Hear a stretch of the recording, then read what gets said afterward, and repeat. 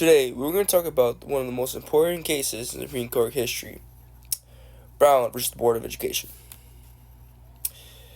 In the 20th century, public schools in the U.S. were segregated by race.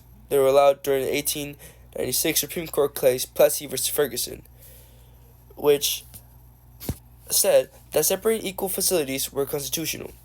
In reality, schools for blacks where children were fairly inferior, poor funding, overcrowding, and lack of basic resources.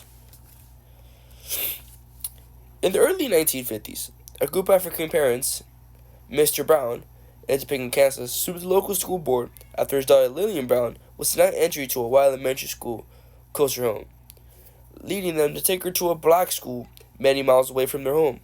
Their case, along with several others in different states, was combined to brought into one Supreme Court case, creating Brown versus the Board of Education.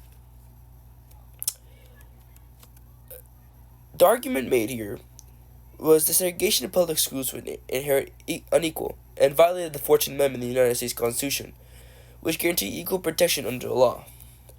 In May 17, 1954, the Supreme Court case merely ruled that racial segregation in public schools was unconstitutional.